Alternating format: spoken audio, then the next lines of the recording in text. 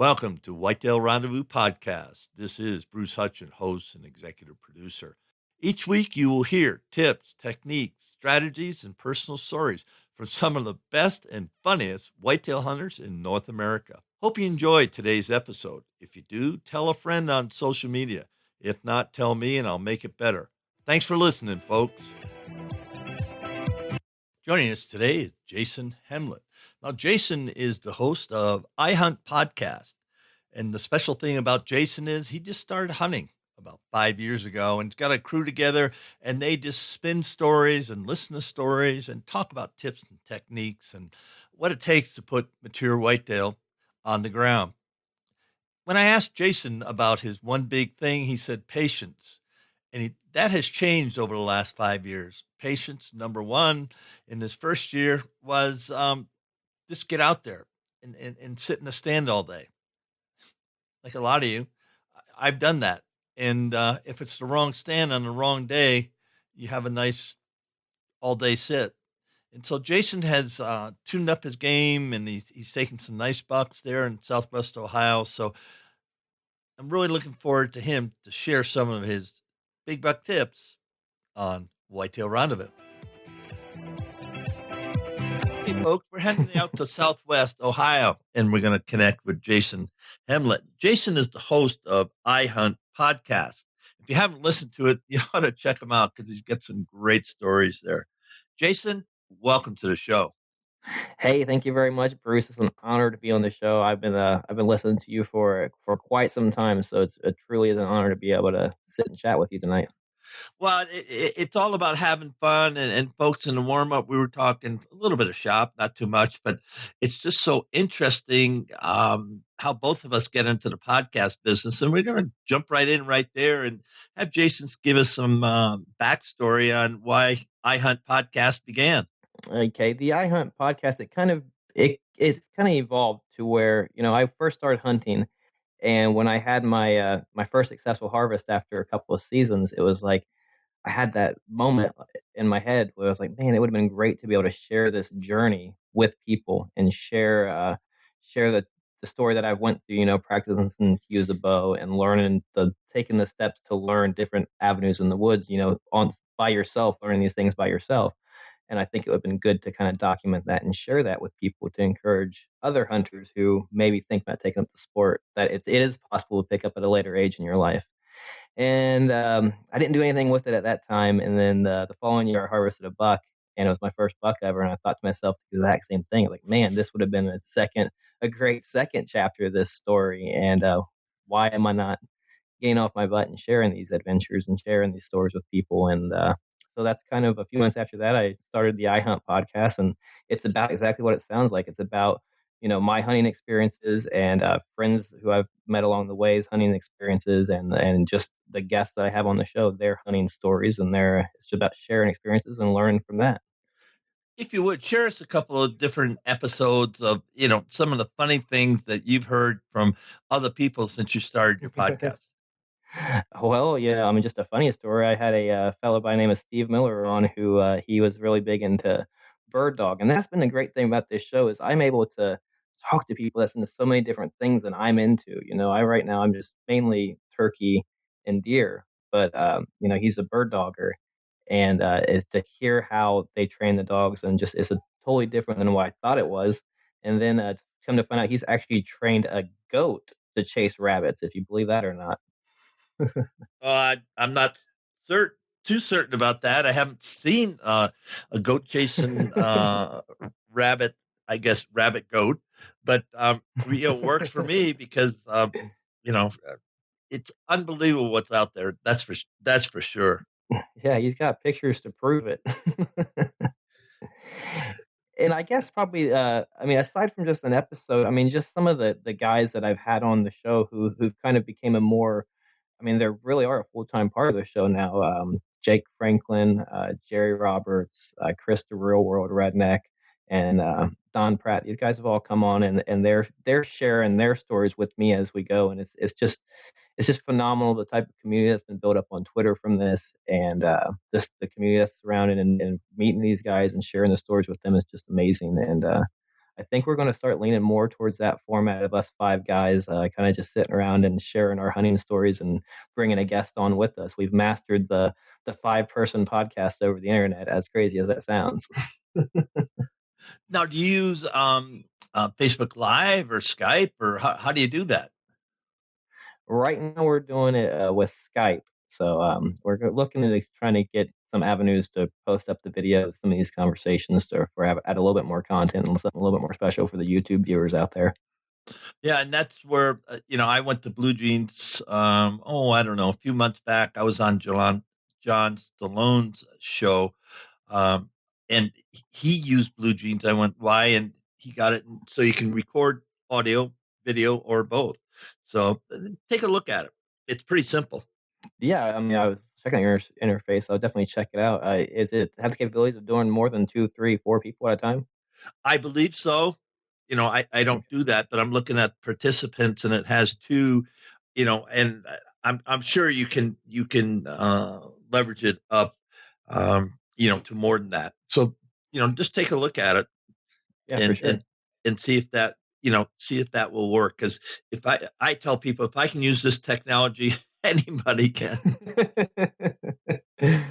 Yeah, I got some pretty digitally uh, slow learners on my side over here. So Yeah, I hear that. So let's change it up a little bit and talk about how you just started hunting 5 years ago. What's up with that? yeah, it was something that I was never a type that would even have thought about going hunting. I'm not like I ever looked down on hunters, but I never really had the respect for what hunting actually meant. Growing up, I grew up in like a fishing family. We didn't really I had no really mentor that would have showed me how to hunt. And then it just started blossoming to where I got turned on to Steven Ranella, and I started watching his show.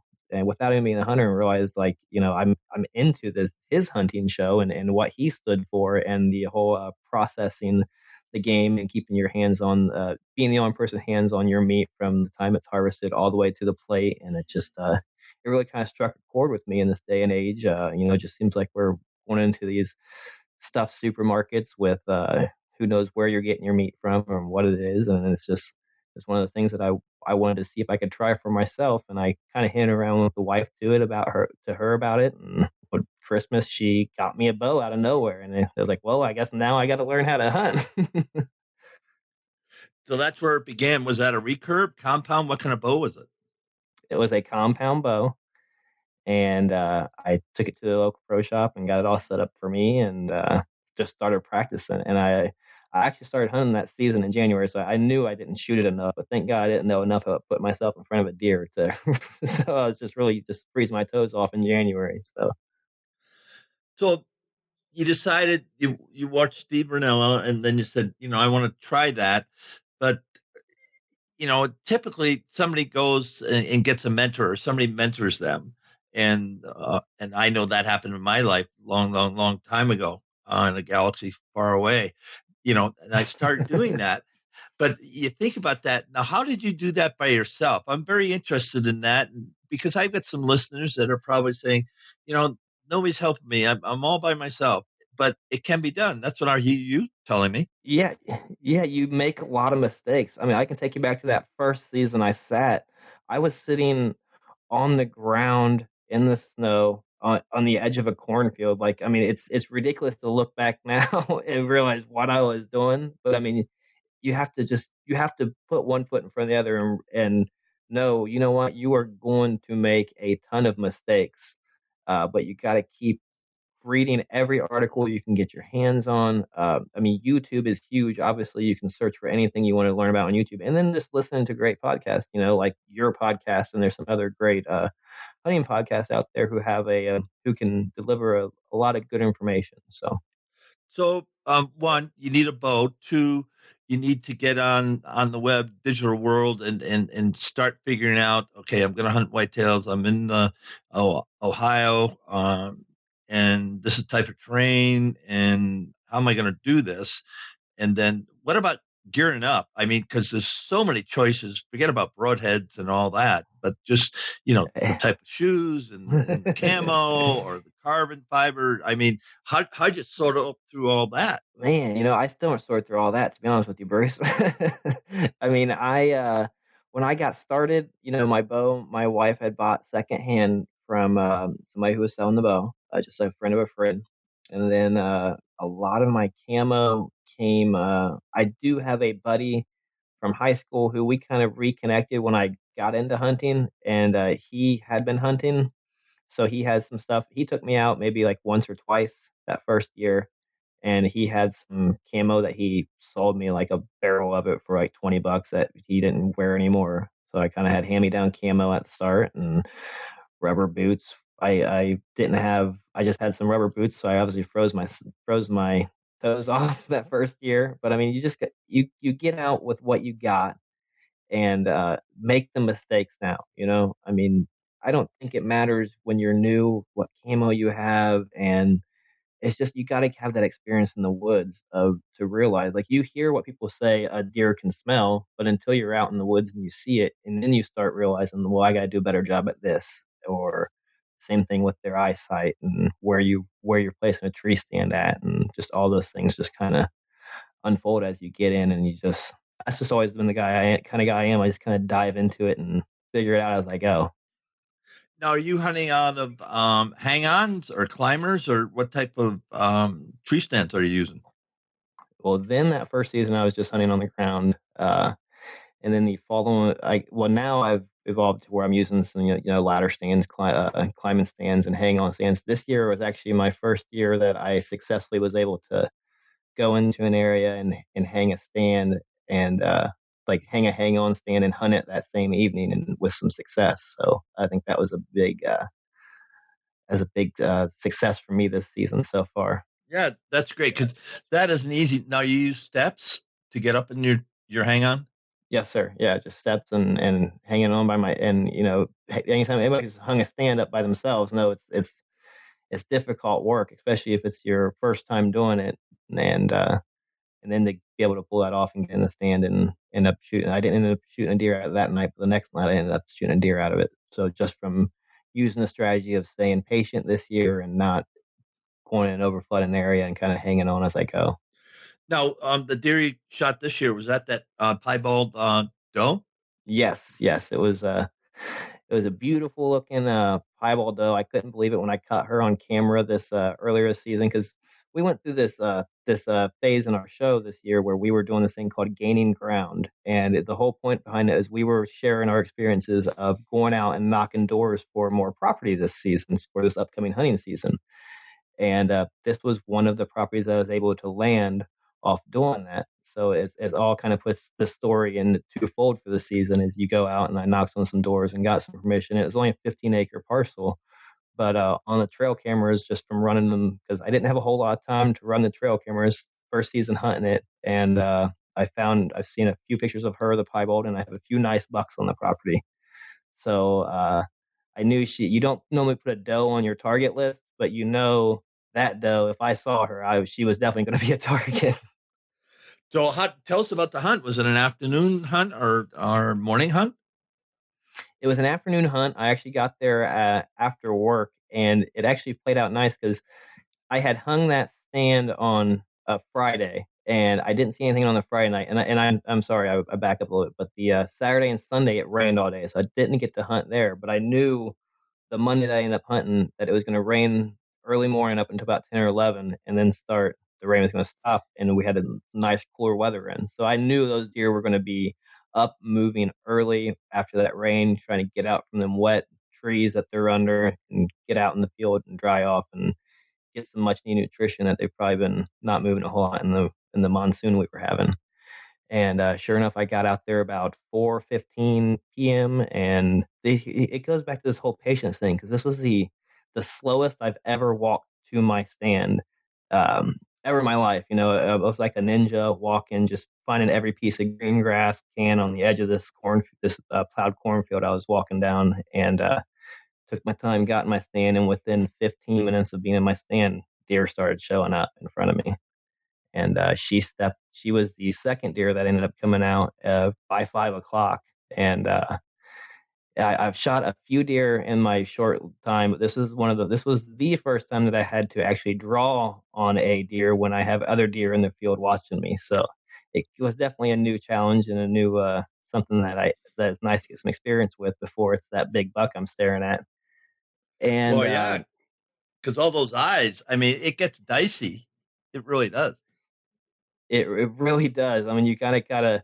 It's like playing a chess game to where you're watching each deer and making sure, okay, he's looking over there. So if when she looks this way, I know I can draw. But if he's still not looking that direction he was looking, when she looks that way, then you kind of gotta just wait and be patient and wait him out. And I finally got to a full draw on her. She was about 15 yards quartered away on me, and I I've done this before, and you figure I'd learn. But when I got back into full draw, my trigger release on my little trigger on my release on my bow was flipped around the opposite way than I'm used to having it. So instead of sitting off to my right, it was sitting off to the left.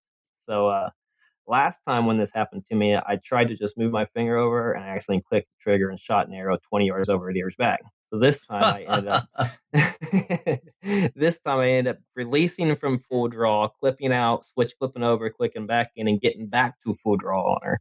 Oh my goodness. And yes, yes, and I was able to pull that off and get the shot off. And you know, at this I have a hard time always still at this early stage of my hunting career of knowing how well I hit an animal, because I just haven't shot enough of them. And my mind always goes to maybe I didn't hit her so well. I don't know if that's what every deer hunter thinks, but I always think like maybe I didn't hit him right, because I just that's just always a fear. I don't want to injure an animal. And got down and saw good blood, and back, bubbles in the blood still make me feel confident I hit some lung. And then I get back out to my car, wait about 45 minutes. Hindsight, I don't think I waited long enough, because I go back in and start doing some tracking on her. And I was actually talking to one of the co-hosts on the show, Jake Franklin, because he was one of the first people I called, and he was kind of helping me on the phone with me as I was tracking her. And realized I thought maybe I jumped something, but I thought it was a bird, And it was kind of one of those things like, well, maybe it was a bird. Then I walk up in there 20 yards on the trail and I see, yeah, okay, there's a big spot of blood and no deer. So I obviously jumped her up. So I backed out for probably till about dark for another hour and a half and waited even longer. And at that point, I was able to call in some reinforcements. My wife, my father-in-law, my mother-in-law. God bless my wife for getting out there in the woods in the dark. It's totally outside of her element and trying to find some blood. But a long story short on this, I guess, is we ended up hearing some dogs running around in the woods and couldn't figure out what was going on. And my father-in-law, who was off, took a different direction from me, started calling us over, and he had said that he had just seen the deer, and she was laying down and she was still breathing, and she was about 10 to 15 yards from him, and the dogs came in and jumped her up. So I knew it's about 9 o'clock, 9:15, and I got dogs around these woods chasing this wounded deer. So it's like, I know I'm not going to find her tonight, obviously. So I back out again and call off work the next morning and get out bright and early at first light by myself and pick up a overnight blood trail. It's the first time I've ever had to even think about doing something like this. And when you're doing that, it's like you got dew from the night before, so all that blood starts dissipating into the water, and it's making it harder to see. And it just presents a whole element of challenges, especially somebody who doesn't, like I said, I haven't trailed a whole lot of blood trails. And with some advice and some tips, like I said, from the community that I've developed, and from Jake again, he was able to follow some of my blood trails I was plotting along on Twitter, and kind of pointed me in the right direction. I kind of started walking, and sure enough, I was picking up blood more and more. And about 9 a.m. that morning, I found her. So it was 14 hours after I shot her, and I was truly blessed to have found her. Really, I thought those dogs chased her clear across the county. So Yeah, you can't control the dogs or the coyotes or the bears. I mean, you just can't. So let's just go back and okay, you smoked the deer, but maybe you got her high, maybe a little far back. I don't know. Where did you hit her? well, she was like I said, she was quartering away, but she was quartering away pretty hard. and I ended up catching shoulder blade on her left shoulder blade, and but I got good penetration. It went through, and it went through, just clipped her left lung, and it did come. I did have an exit hole, but the arrow didn't pass all the way through. Actually, I never found my arrow. When she was running off, it was still in her, and I knew she wasn't using her left leg, so it was kind of like hoping I got behind the shoulder, but I didn't get behind the shoulder, but got enough to where I caught that lung. It's just I think a lot had to do with the dogs pushing her, just kept her adrenaline up and kept her alive for a lot longer than it probably should have. So let's go back, and I think you said it. You took the shot. You waited about 45 minutes. Now it's not raining out. It's clear. I'm assuming. And That's right. how long are you going to wait the next time? Similar shot. Similar shot. I'm waiting an hour and a half next time. I'm not rushing myself into the woods unless I hear a crash or see them fall. I think I'm just gonna leave a standard hour and a half because I don't want to put myself in a situation of jumping a deer again. Because if I wouldn't have jumped her that first time, then the dogs wouldn't have jumped her later. Yeah, she would have expired. When you walk back out, you would have found her right away. Right. That's my thinking. And these are lessons learned, folks. And we all get excited. And land's sakes, I've made every mistake in the book. But if you put a good shot on them, you can see them, and you know where your arrows hit, and that only comes with time, Jason. That's the only way. Shooting enough deer, and you're steady. You watch your arrow, and you see the point of impact, and the arrow pass through. I shot a bear once out of a tree stand, and my arrow just went right through and stuck in the dirt. So and it went down there. It was just solid blood. Who's the guy? Britt Stryker. Red Veins Outdoors. I mean, it's just like, oh, because I didn't want to track that guy at all, and I heard him die. No, you definitely. If I was hunting a bear, I'd be waiting about 6 hours before I go tail. No, but it's all the same. We as ethical hunters, as people who are conservationists, and people who realize the value of our quarry, the deer, not just the food value, but the value they present in our lives. And we owe them the best that we can do. And so everybody gets excited, and, the best thing is to back off, wait, text all your buddies, your friends, and say, hey, got a buck down, got a doe down, and, meet me at my tree stand in an hour and a half or something. And just sit there and enjoy being out there, rather than even getting down out of your stand. That's right. Yeah. And that's one of those things that, you hear people say stuff like that and tell you things like that when you're starting, but it doesn't really, at least for me, it doesn't sink in until, I make that mistake myself. And it's like, now that I've done that, and I was faced with that feeling when I went to bed Monday evening, it's like I had the feeling that I just lost this deer and it was my fault. I pursued her too fast, and now the steer may die for naught. I may never find her. Are these dogs going to tear her up? And when you start having those emotions, and literally, like when I'm talking to my wife about it, almost in tears, because she's just such a beautiful animal, being rare as she is. Not only all deer are beautiful, but I mean a rare piebald deer, and it just wouldn't have done it justice if I couldn't have recovered that deer. So thank the Lord that I ended up, like the trail that I ended up tracking, the blood trail ended up being 588 yards from where I shot her. Oh my goodness. Yeah. Wow. Thanks to dogs and a little bit of my own stupidness. But you got community, you just mentioned some of your guys, one of your co-hosts and everything. Let's talk about how you've developed your community and what that means to you.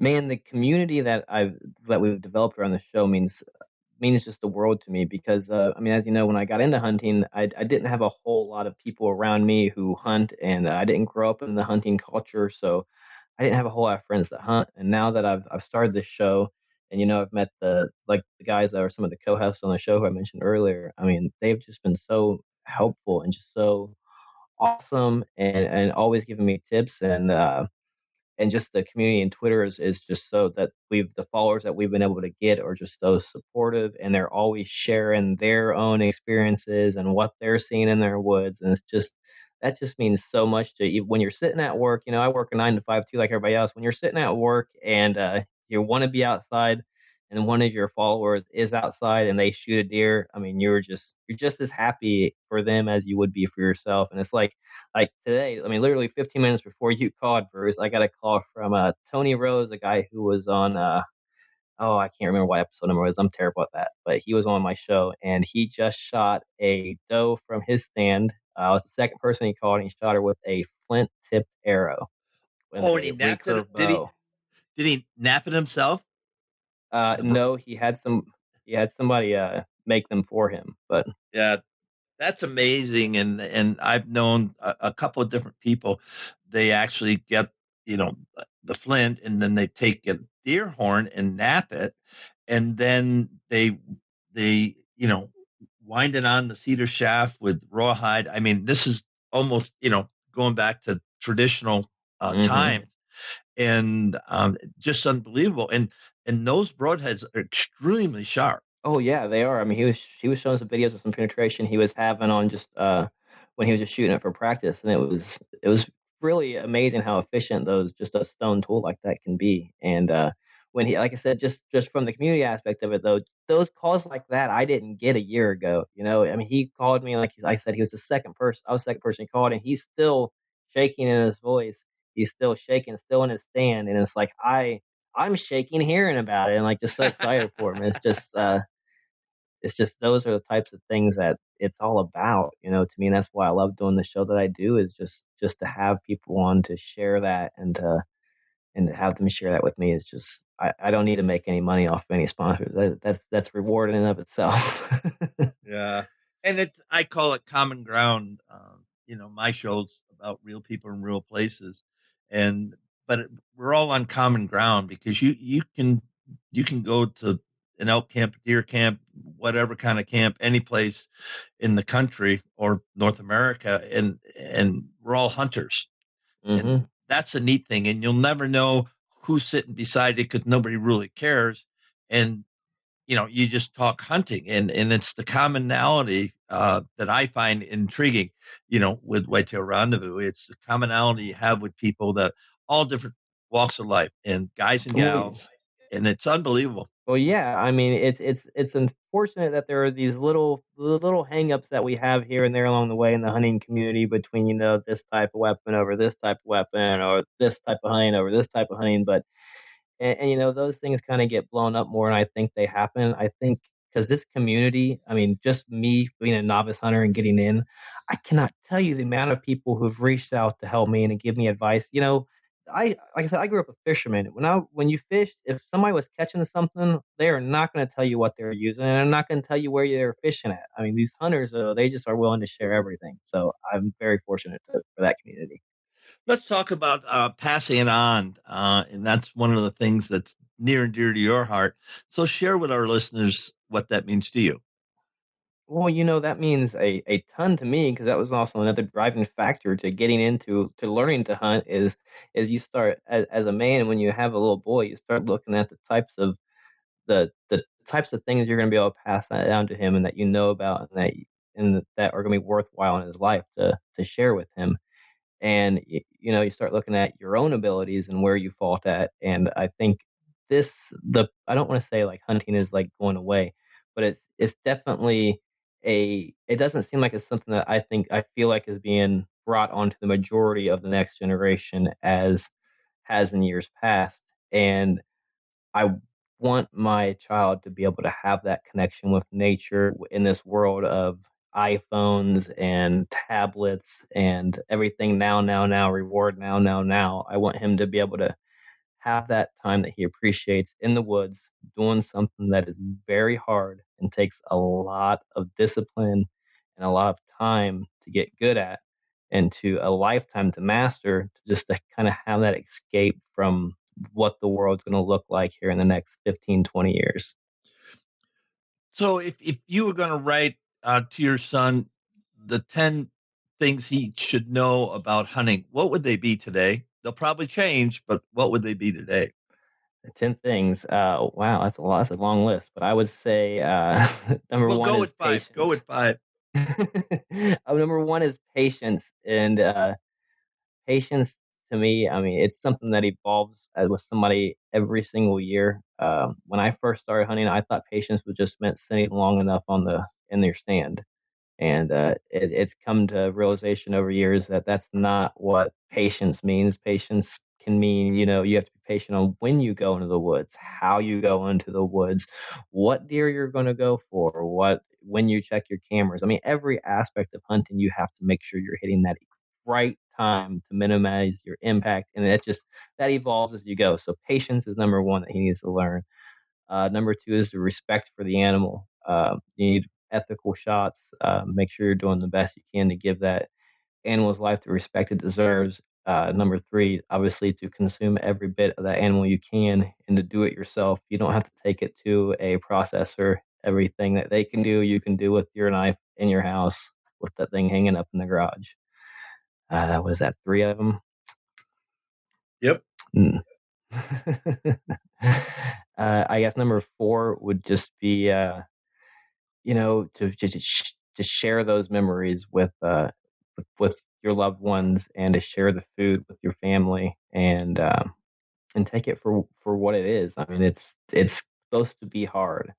You're not supposed to go out there and get one every day. It's not supposed to be easy. I mean, you're doing this because you're going to grow as a person each time in the woods, and that's how you have to look at it. You can't look at it as you can't look at the success of your season being what you hung on the wall or what you put in your freezer, but what you've banked for next season. That's interesting. I like how you said that. The only thing I'd add to those is practice, and we all have to practice. You know, practice walking. Practice, as you said. Hanging on your hang on the same day you're going to hunt it. And practice. Shooting your weapon of choice, and all those things. So when the moment comes, you don't have to think. It's just all muscle memory, eye-hand coordination, and you do what you need to do, and you get the job done. Yeah, that's a very important one to add to it. I'll go ahead and move that one up to number one. Yeah, because I can remember so many times, I've goosed myself up and gone, "Oh man, come on, son, can I get in the game?" Because my head was someplace else.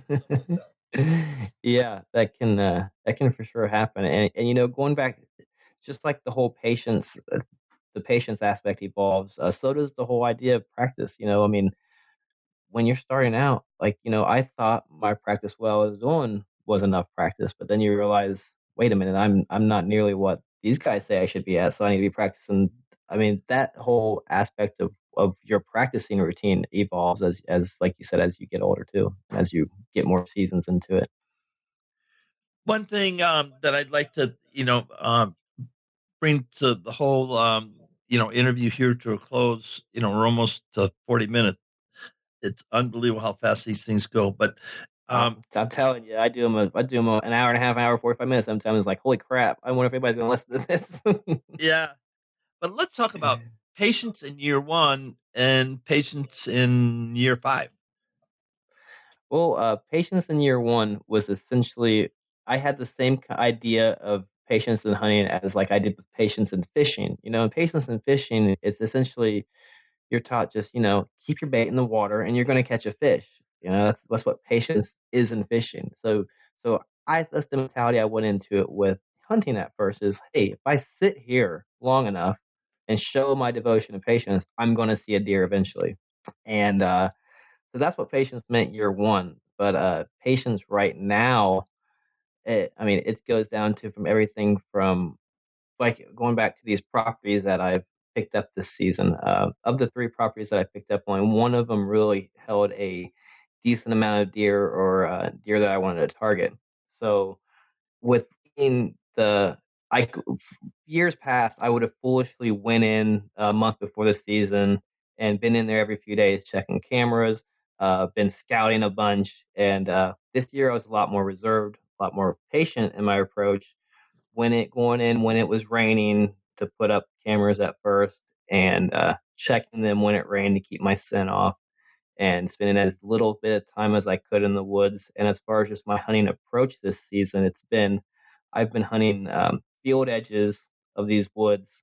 I know I have some bedding areas in these woods, and I've been staying out of the beds and just been hitting field edges where I know I can get in without being spotted, have a good win, and get out without being spotted, and just try to catch something moving through there at the wrong time, and not really going in after him yet. I don't want to not driving any bucks off the property, uh, and waiting for those opportune times in November, and getting a little bit deeper into those woods then. So I mean, from that aspect, is I would have messed up this spot that I have terribly if I would have got it 3 years ago. There probably wouldn't be deer left on the property. And I don't I've gotten daylight pictures. I'm not changing their patterns much. It's just a matter of catching one of these bucks at the right time when I have the advantage in the wind. Interesting.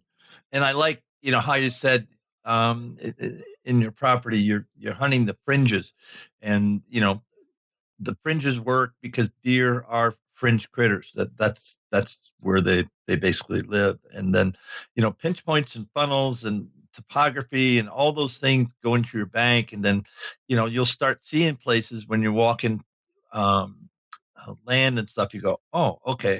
If I was a buck here, I'd go this way. And you look at your wind, and all of a sudden it starts making sense. I guess that's what I'm trying to share with you, because Hmm. it really will start making sense, and it'll open it up like a book, because you go, okay, I can read this. But that takes time, and a lot of student study, and getting around guys like you have around you, and they can say, well, have you thought about this? And if you're going to hunt here, the wind's going to bounce. It's going to actually come off that valley and hit that ridge, and it's going to bounce. And when you think it's going one way, it's not. I mean, all those are little things that make a difference of shooting the buck you want, or the doe you want, because they're smart critters. Well, yeah, I mean that's like I mean like you said about bouncing all ideas off other guys in the community I have. It's like I posted that I showed the guys on the show some aerial shots. Like we always are sharing topography and stuff like that, and kind of giving each other pointers. And they were able to pick up on a funnel that was a couple properties off my property, but that was definitely affecting my property. That I could take advantage of setting up on some corner of the this one corner of the property. And I would have never have found that if it wasn't for these guys. Granted, I haven't hunted that area yet because I'm guessing they're bedded close there. So like I said, that's one of those. I'm waiting to go in and hunt that area until they're in rut and they're not worried about their nose and thinking with something else at the time. But Google Earth. If you're not using Google Earth, I'm gonna leave for Wisconsin on the 28th, and I thought I had a couple of farms in Buffalo County to hunt. That didn't turn out. So all of a sudden I get with the biologist at DNR, and I said, "What about this place? What about that place?" Bill Winke had hunted the property that I'm going to go to 4 years ago, and he wrote an article on it. I emailed him, and he was gracious enough to get back to me, blah, blah, blah, blah. But it's unbelievable what you can do with Google Earth, because I get a lot of, information, and then I get on the ground and could say, and here's a pinch point, here's a long neck, here's the general trend of the wind, and all of a sudden it makes sense. Just like your Oh guy yeah. said, it just makes sense. And I'm like a gazillion other guys that have just made so many mistakes that hopefully you learn some, and then you start picking up on the nuances of terrain and just little saddles. I love hunting saddles. I just I live out west, and I hunt saddles all the time, and the same thing holds true on the ridges, because critters are lazy. They really are. Yeah, they're going to take the path of least resistance always. I mean, if they can, if there's a spot on a fence that's 6 inches lower than the rest of the fence, most likely they're going to cross at that spot on the fence. Yep. And it's just like going through swamps and crossing rivers, and getting from the barrier to the feeding area. They're going to go as direct as they can, but they're going to make it as easy on themselves. And sometimes people forget that, I think. So you said you're going up to Wisconsin the 28th. Yep. I leave here in Colorado 28th, and then I stay, and hunting some farms, and I've got some meetups with some of my listeners throughout the state. And so, yeah, it's going to be a great, 20 some days. Oh, you're there for 20 days. I'm going to be actually in Wisconsin the 1st through the 6th, doing my very first out of state hunt. So Where are you going? I'm going to Ellsworth. It's west Wisconsin, kind of on the border of Minnesota. Yeah, it's near the Chippewa, actually, Chippewa River. Yep. And let's see, is that Pepin County or Dunn County? Man, you're asking the wrong person. I don't know nothing about Wisconsin. I got the address, I know the city, and I know what I got to bring. I'm just getting in the car, set my GPS, and driving. So Are you going by yourself? I'm driving myself. I'm meeting up with my buddy from the show, Jake Franklin, the one of my co-hosts on the show. So it's gonna be our first time meeting, and we're gonna do like a little deer camp scenario up there for about 5 or 6 days. Gonna do a few podcasts during the day, hunt mornings and evenings, and hopefully put some meat on the ground and have a great time. I'm very excited. I've never done a deer camp, never been out of state to hunt, never been on a trip to hunt. So I couldn't be even more excited. So Yeah, the 7th is supposed to be up in Wisconsin. Is supposed to be the hot day. I like to hunt the 30th, 31st, and then the 1st. I'd love to be in my stand Halloween. I love that. mm-hmm. Love that to death. It's just so much fun to do that. And yeah, Ellsworth. I'm just thinking it's south of I-90 or I-94. I'm just thinking where the heck it is. Anyway, that's going to be fun. You're going to see probably a lot of deer.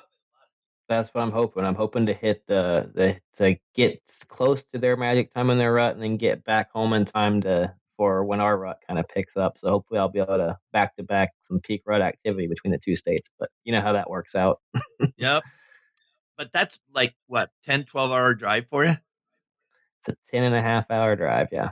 Yeah. But it's easy roads, and just watch out for deer if you're driving late or early. Yeah, for sure. I'm just glad it doesn't look like I'm running any snow on the drive. So fingers crossed, but it's looking good so far. Oh yeah, it will be. Well, folks, it's just been really nice to hang out with Jason and talk about IHUNT podcasts. And I just love it when a guy says, I'm going to start hunting and taking care of his own meat, feeding his family, passing on the tradition, and sharing with others, just like we're doing right now, tips and techniques and strategies. But as I call it, common ground, sitting around the campfire and talking about hunting whitetails. So, Jason, it's just been a joy to have you on the show today. Hey, I appreciate you having me. Like I said, it's an honor. I would love to have you on sometime and chat with me and the guys. And you guys can check out the podcast. It's www.theihuntpodcast.com on Stitcher, iTunes, Google Play. Follow us on Twitter, Instagram, Facebook at the iHunt Podcast. And like I said, I'm not the if it doesn't like I know what I'm talking about, I'm not the pool of information that this show gets its information from. I'm just the guy that asks the questions because I'm the guy who needs to learn, and hopefully you listeners pick something up along the way. So it's IHUNT Podcast with Jason Hamlet. Check him out. Just Google him and he'll show up, and I'm sure you're going to be not only entertained, but you might learn something along the way. So with that, Jason, thank you on behalf of thousands of listeners across North America for being just a great guest on Whitetail Rendezvous. Thanks. Coming up next is Chris Enyart. Chris and his sons and his daughter love hunting Iowa. Chris has done a lot of things in the chemical engineering safety realm, and it's taken to various states. But lo and behold, he's home in Iowa now and couldn't be happier. They own 120 acres, which he's going to talk about how they're developing it and how they're helping deer grow and trying to establish a balanced herd. Having said all that, Extreme Element Outdoors was Emmett's brainchild. Now the whole family is part of this program. You can see him on YouTube. Check him out on Facebook. All in all, it's one heck of a hunting family, and you're going to enjoy Chris's stories. Thanks for joining us. Be sure to tune in tomorrow for another episode of Whitetail Rendezvous, where you can listen and learn from the experts so you can be more successful on your next hunt. Until next time, listen, learn, and succeed.